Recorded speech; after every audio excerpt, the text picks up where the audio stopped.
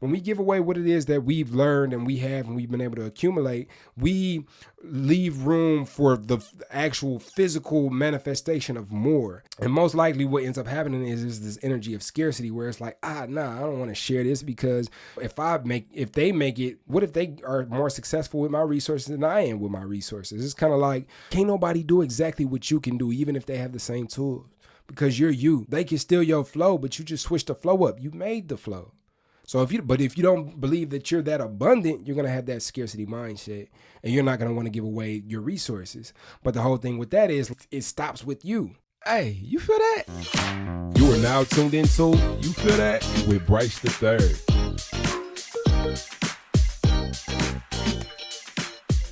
Welcome to another episode of You Feel That with Bryce the Third, the best podcast there is for aspiring change makers looking to learn how to master their emotions. Here is where we learn to become compassionate, understanding servant leaders one episode at a time. The big question is this: how do I, as an ambitious entrepreneur, learn to master my emotions in a way that allows me to continuously show up and do the next scary thing that could potentially take my career and life to the next level? I am, of course, your host, Bryce the Third. How are you feeling? How's your energy? Mine's is steady, growing, unfolding, developing, and evolving. I am the best I've ever been before in this moment right now. And I'm absolutely blessed to be able to grace a mic and do these things that I do for a living. And today I want to talk about something that's been kind of like a hot button topic in my life that I've been thinking about the last couple of weeks. And I just had a conversation with my mom about this on the porch because it's beautiful outside and we can do shit like that. But the topic or question, if however you want to put it, is where are our elders? As people in my community, and I want to say black people, like where are the people in the neighborhoods that we can look up to? I'm reading this book called Braiding Sweetgrass. Shout out to Drew and Aaron for putting me up on. It's absolutely wonderful book. It's by this indigenous woman, and she uses stories that she has heard and is retelling, as well as botany and some other science, to weave together this magical way of looking at life in these like little stories that are the chapters. And in this one chapter that I read, it was talking about the Sky Woman and the legend of the Sky Woman, and how taking care of the land and taking care of our areas is more than just taking care of it for us. It's about taking care of it for the people to come, the people that we have birthed into the world and their people that they birth into the world. So like taking care of the world is like taking care of my kids' kids, like setting the place for those kids to be able to be in a higher, better position than I was when I got here, because that was part of what it is that I'm here to contribute to. And in my own personal experience as a black man in my neighborhood, I was hard pressed to find somebody who gave me resources and put me on things, like gave me some step stools. Like my OG, my mom, she is one of the best people in the world, and we often grew up like living with other families in the house because my mom would just take people in because she just had a bleeding heart like that. And I would say that my mom is somebody who has been an OG, will take the time to stop and tell you like, look man, don't go about it like that, or you can continue to go about it like that, but this will be the consequences, and this is how I know because of the experience that I've had.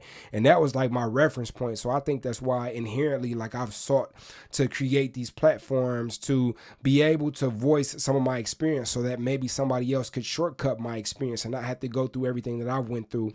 And for me to have people on so I can interview them in public so that we can all pick their brains. So like creating this huge knowledge share within our community, and not just in the black community. The show, like we've had guests from all different type of ethnicities, but because I'm a black man, like we can't negate the fact that because I'm a black man, like I am a representation of something. Like when you look at me, you see something, and I never saw that as a disadvantage. Like I've always seen that as an advantage. One, because if I take it to a place where maybe I hadn't seen somebody else take it to that looked like me, then I can be that representation for those who come up after me. And therefore, I'm setting a table for people to feel like they can do these things. President Barack Obama doing what he did. And it's like, oh, now you got black kids, black boys looking, black girls looking, I want to be the president. Or Jay-Z being 40, however old he is, but he's taking it past just the rapper thing. Like, he is one of the most talented rappers in the game, but he also is a businessman, and he also creates these opportunities to put other people on, sports agencies and advocacy for people in the Super Bowl and just all of these things. Like, black representation. What's better than one billionaire? So, especially when they have the same hue as you. And it's just a beautiful thing to see. But I think it's a worthwhile discussion to have the conversation around, like, where are our elders? Like, I look in other cultures. I'm from Inkster, Michigan, and if y'all don't know about Michigan, Dearborn is one of the highest population of Arabics in the country. Inkster, Michigan is right across the street from Dearborn. And I would always see they sit in the garage and they smoke the hookah, and they'd be in a driveway, and you would see multiple generations. And it seems like, and I might be just speaking from the outside in because I don't have a super in on the culture. If anybody that's of Arabic descent that's in Detroit and wants to come talk about it, or Chaldean or whatever, and y'all want to talk about like how you do the economics there, come holler at me. But I have talked to people that have told me about certain things that happen within those communities, even when it comes to like finances, where it's, okay, we have this group economic system where we take this money and then we all pull into it, and then we give it to one of us, and then they go and they buy a store, they come back with the money that they make from the store, put it into the pool, and then that goes to somebody else, and it just continues, and the culture grows. Therefore, the people that pick it up don't have to start off where the first person started. Whereas I look at like black culture, and sometimes it can seem as if we are starting from scratch, and then we start from scratch, and then we start from scratch, and it's what the fuck, where did that come from? And we could always have that conversation about like how we got here, and that is definitely a contribution. And you think about all of the intergenerational trauma that we've experienced, and all of the suffering that people may be experiencing that stems back a couple generations and has nothing to do with their circumstances. But here on You Feel That, we talk about the tools that we can use to empower ourselves. So not to negate the fact that those things exist, but to put more focus on what do we have control over, and what can we do to make the environment a better, more suitable environment for us to continue to level up as our generations go about, and to have like elders. And let's even start with, what is an elder? What is an elder? I don't know. I don't fucking know. If somebody wants to come on the show and talk about what it means to be an elder, please come through and we can have that conversation in public. But what I'm coming to find out is that like even creating this show, or any of the stuff that I do on Instagram, or the coaching that I do in my coaching business, or anything that I do do it because it's important to me to make sure that I give what it is that I didn't necessarily have. Like in my life, and I often tell the story, when I was a shorty, I was a grown man at that point in time. I'd been a father since for 5 years at this point probably, but I had got robbed doing some things I shouldn't be doing, and I was going to buy some stuff I shouldn't have been buying, with some stuff on me that I shouldn't have had, and you know how that go. So got robbed at gunpoint. They took the car. Look, I know you was vibing, and I hate to interrupt your flow. We're going to get right back to the episode in a second. But I interrupt the program for good reasoning. Look, if you are here listening to You Feel That, the absolute best emotional, mental, and spiritual empowerment podcast for creatives and entrepreneurs, chances are you're either being called to build something and are looking for where to start. You've already defined what it is that you're looking to build and are currently fleshing that out. And you're here looking for encouragement, motivation, and more context for yourself and your business to help you to continue to manifest. Or maybe you've been around the block a few times. You've taken something from ideation to creation, and you know in order to stay on top of your game and continue to win, you have to stay sharp. And you're here to make sure that you're perpetually the sharpest tool in the shed. So I got to thinking, what is one common problem that all three of these people share? Number one, knowing who we are. We don't know who we are. Even when you achieve something, even when you accomplish something, it can be hard to figure out who we are, because once we accomplish something, things change. Life continuously changes. And in those changes, we continuously change. We cannot stay the same or else we become obsolete. And look, I could just hear your ears perking up. You may not know who you are right now in this season of your life. And number two, where we're going. Whether this is your first time setting out on your entrepreneurial adventure or you're a veteran who spent the block a few times, the destination always changes, because when we get there, there's somewhere else to go. And then when we get there, there's somewhere else to go. So a process that allows for us to have a finger on the pulse of our internal compass, regardless of what the external circumstances are, is invaluable to our process of building anything great. All right, I hear your ears perking up again. You don't have a process. So look, you don't know who you are and you don't have no process. What if I told you I wrote a manual to help you discover these things within yourself? I hear those ears perking up again. The Handbook, a pocket guide for creating your desired reality and being a good human while you're at it, is available for purchase right now. Within this book, we dig into and develop a foundation within ourselves of perception, gratitude, understanding, completion, all of the timeless principles that will help you to discover your path for the first time or for the 12th time. This book will help you find yourself or remember who you are, as well as get clear on the pathway towards what it is you're looking to create. If this sounds like something you could benefit from, you need to go ahead and grab your copy. Head on over to brycethe3rd.com/the handbook. The link is conveniently located in the podcast description below, wherever you're looking at or listening to this podcast. You can even go on Amazon and search on Amazon The Handbook by Bryce the Third and grab your copy. When I first got started on my entrepreneurial journey, I wish I had a handbook to help me discover who it is that I am and where it is that I'm going. And now you got one. Grab your copy of the Handbook today and unlock the key to your clarity in business and in life. All right, back to the show.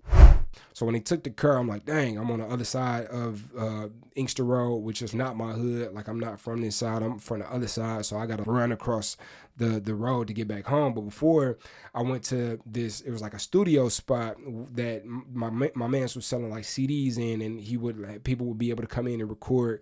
But he had come to be known as somebody that was like, I don't even want to use this terminology, but an OG in the neighborhood. So I'm like, okay, cool. I'm about to just run in there and use his phone so I can call my OG, my mom, and let her know that something went wrong and I either need you to come get me or I'm about to come to you. And so run in the store, tell bro, like they robbed me. I need to use your phone. First thing he said to me, and he said it with the straightest face in the world. And even at that point in my life, like, I knew, like, that's not right. But he was like, you know what you got to do now, right? And I'm like, what? What do I got to do? Go rob the dudes who robbed me? Go find them and go kill them? That's what he was insinuating. And so you have to perpetuate the bullshit and you got to go make them pay for what they did. Like, that was our OGs. That was our OGs in the neighborhood, like misguided people that continue to misguide people. And that's not what I see as an elder. What I see as an elder is someone who maybe trudges a road that hadn't been trudged before, but clears the path for those behind them to come up behind them, gives away the resources. Anybody that has ever DM'd me on Instagram or anybody that has ever hollered at me in person and needed something, I mean, you might, I don't know, you have to talk to people, but you'll probably be hard pressed to find somebody who said that, oh, I asked Bryce how he did this and he didn't tell me exactly how he did it. Or I asked Bryce where he found this at and he didn't tell me exactly the source that he got it from. Because that's what I think being an elder is. I think being an elder is showing up, giving what it is that we have to others so that they can use it and shortcut the process that it took for us to be able to get there. And I think a lot of times what ends up happening is we can feel away, because I'm not even going to hold you up. Like, it does kind of sometimes feel away at first. Mm-hmm. And this is like some recovery stuff where it's like I've been taught to practice the opposite of what it is that I may feel, especially if I desire to feel a different way. So somebody asked me, where'd you get this resource? How did you use it? And then the first thing that come to mind, like, well, I had to do so much work to get this resource. Like, this man needs to know, or this woman needs to know that they need to go through work to get the resource. And fuck all that. Like, why would I withhold the information? That's what happened to me. Like, didn't nobody give me the information. And it might have not have been because somebody withheld it. It might have just been because, like, nobody had the answers in my circle. So I had to go beyond my circle. I had to go beyond my neighborhood to go get these answers that I wanted. But regardless, I didn't have the answers. So as an elder, it's important for me to give the answers, because that's what empowers and plants the seeds. Now, I can't I can't force somebody to use the tools that I put on the floor. I can't force the seeds to grow in the plants, but it is on me if I don't put the seeds in the ground. And another aspect of giving that I've learned is that when we give, we clear up the way for us to receive. And this works in a couple of ways. Like giving, like I can only really know something that I can teach. Like you never really know something until you can teach it, right? So if I am holding on to everything, I don't even know how everything works completely until I can show you how to use it, until I can give it to you, until I can point you to where it's at, until I can become a resource broker. These are just my beliefs, but you have to give to be able to get, right? So even on the side of not receiving more resources, like to give you the resources that I have, give me a deeper, more contextual relationship with the resources that I have. So now, not only is it like riding a bike, but I'm riding a motorcycle with my resources, because if I can give them to you and I can teach you how to use them, then I'm of mastery with my resources, for one, right?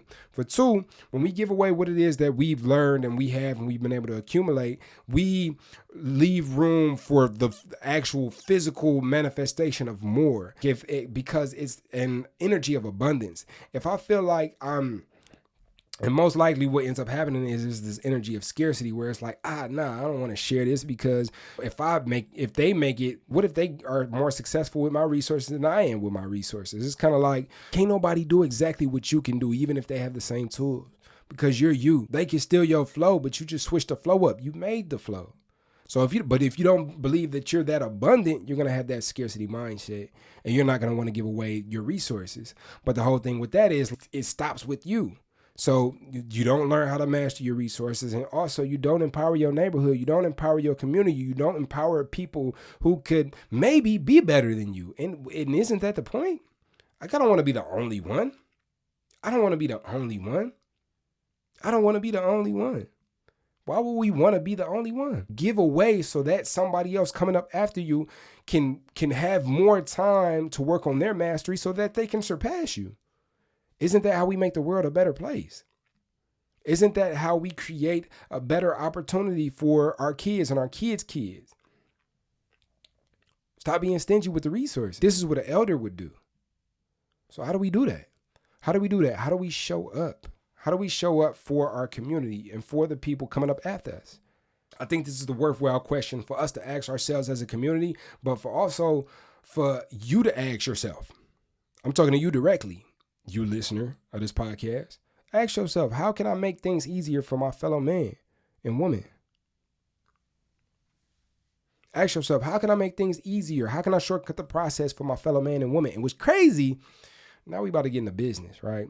Because what's crazy on the business end of the spectrum, if you start thinking like that, you come up with crazy business ideas. Reading Stephen Covey's 7 Habits of Highly Effective People, looking for that win-win, a lot of times what's beneficial for you and beneficial for me, there's what you want and there's what I want, and then there's something in the middle that's higher than what either one of us want that are beneficial to both of us.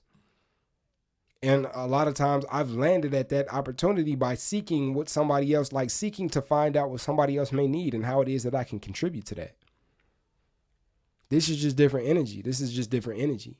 So yes, excel, go get a Beamer, go get a Benz, go do what it is that you want to do. I'm not one of the ones who are going to tell you don't have fun and don't do the things that you want to do and don't express yourself in ways that you feel that you really feel that you deserve to express yourself. But I'm also saying show somebody else how to get it too. Show somebody else how to get it too. You are not only the example once you have these things, once you've done these things, once you've achieved what it is that you say that you want to achieve. You're not only the example, but you also are a reference point. I think a big thing for me was, especially when it came to money, is I felt like it wasn't accessible to me. I didn't see anybody in the neighborhood. If I seen anybody in like nice cars and stuff like that, I knew they was dope boys or whatever. And it's like, well, I don't have the gumption to sell dope, so that ain't gonna be me. Or I always knew like that's not gonna last, so there has to be another way to get it. And then the only other thing that I seen was go get a job and work for somebody else and be miserable. It doesn't matter if you like the job or not. You got to pay for your bills, and you just gotta get by. And I didn't like either one of those options. So here we are. Here I am on the path of figuring out something else. But the difference between me And the next person that comes up after me is going to have a me. You're going to have a me. You're going to be able to watch these episodes of You Feel That with Bryce the Third. You're going to be able to go to @Bryce the Third on Instagram. You're going to be able to tap into my mastermind or go to some type of recording that I've created or some type of course that I've created for you to be able to shortcut the process. That's what elders do. So the answer to the question, where are our elders? Well, I'm right here. Where are y'all at? I need y'all to join me. I need y'all to tap in. I need y'all to hop in with me. And I'm speaking to all ethnicities, specifically my black people, all right? But I'm speaking to all ethnicities. How are we making the world better for our kids? You know, and not that thing, because there's another thing too where it's, oh, I'm doing this and I won't reap the benefits, but I know my kids will, so I'm going to just suffer for them so that they can live the life that, no, I'm not saying that. There's a way to be a elder is going to live their fullest life. Is going to not leave a desire unexpressed. And then pave the way to show those who come up after them how to do so if they choose to. That's what I think an elder is. But what do I know? I'm still figuring it out as I go. And I'm going to keep figuring it out. And I'm going to keep showing up to this capacity because I know that there's something bigger here. Because I'm experiencing in being a mentor some things where it's like, wow, I wish I had that. I mean, even for me, like it started with my kid. I mean, a lot of people say, how can you be a good dad if you've never had a role model showing you how to be a good dad? And I didn't. I mean, my daddy, I love him to death. When I was coming up, I ain't see too much of him in the male role models that I had in my life, and they weren't the best, right? And once again, like, you know, love my dad to death, and a lot of stuff wasn't his fault or anything like that. I want to get all weird, right? But I didn't have that role model. And I still grew up to be a pretty fucking rad dad. Using a lot of the experience of what I didn't get to experience as a reference point. Because it's like, oh, I really wanted to feel this, but I never felt that because I never had that experience. So what would it be like if I gave this experience to those who come up after me? We can tell a lot from the experience that we didn't have what it is that we can create. So don't use your circumstances as a reason as to why you can't be an elder, why you can't be there for somebody unlike anybody has ever been there for you. Because you know what it feels like.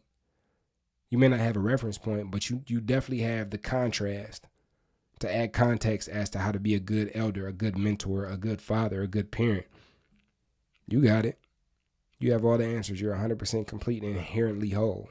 And I think that's really all I got for you all today. It's just really been something that's been on my mind through life. And I think it's an important conversation to have. And I thought it was important to create the platform to be able to have the conversation. Therefore, this show exists. We have to learn how to create what it is that we want to see. We have to learn to step up, because who else is going to step up and be that? Who else is going to step up and create the platform? Who else is going to step up and show people how to do it? Who else is going to step up and give people the resources we didn't have? Who else is going to step up and be a guide to help other people unfold? Who else is going to do it? Are you waiting for somebody else to do it? Did you never have it? And so now you want to lean into the role of what it is that you never had? Or do you want to be that example? Now, I'm definitely not one of the ones that will say, where are the leaders? Where are blah, blah, blah, blah, and not be it. I'm going to be it. I hardly talk about like things that I am not actively immersed in, because I find that the best teacher is the person who has the experience or who is experiencing. And you don't have to be like super wise sage on a mountain. You just need to have 1 week's more experience than I have. And you can teach me all I need to know. And just stay ahead of me for that 1 week and continue to stay 1 week ahead of me and just continue to teach me. You know, don't make it so big. Don't make it this grand thing where it's, but I have to be this and this and this and this. Nah, now you holding yourself to some unrealistic expectations. An elder needs to be transparent, open, and honest and real. So if you're going to step into the role of an elder, be honest. Show us the truth. Show us what you're really going through, the anxiety, the struggles, the frustration, and show how you're not giving up, and show how you seek and mine the tools. And then give us the tools and let us do what we will. And there'll be a percentage of us who don't use them. But then there'll be a percentage of us who do. You have no control over those percentages, but you do have control over whether you plant the seeds or not. We need you. Let's all step up. Let's step up. If you called, let's step up and be the elders. I feel like I'm going to look back on this episode like 30 years from now and it's like, dang, look at little young me starting to fill the shoes. I don't know. I just be feeling pulled. Y'all know what to do. Hop on over to Apple Podcasts and leave me a rating and review. If this episode has fed into you at all, leave me a 5-star rating and leave me one of those paragraph reviews because people see those paragraphs and be like, oh, you really like this show. You wrote a paragraph. I need to listen to this show. Look in the show notes, and if you're on Facebook, join the We Feel That Facebook group. That'll be where we can go and discuss some of these topics on a podcast and build community. It's pretty dope. Also in the show description will be the link to join my Patreon. What is it, like $10 to get like exclusive content every week? Content I don't put on Instagram, I don't put on this show. We oftentimes will get a guest on here and I'll keep them for 15, 20, 30 minutes after the show and we'll do an after hours episode. People in the Patreon are really loving those episodes that you will not be able to hear anywhere else. So it's pretty cool. You can join that and I'd love to see you in there. You can also text podcast to 313-254-5972 to get updates about all the cool stuff, wellness events, live podcasting, special announcements, merch drops, courses, book sales, book signings in your city. I can go on and on. This is the line that you'll be able to text to have up to the minute updates. And last but not least at all, be intentional, love on each other, and have compassion for your process. I will see you next time on You Feel That with Bryce the Third.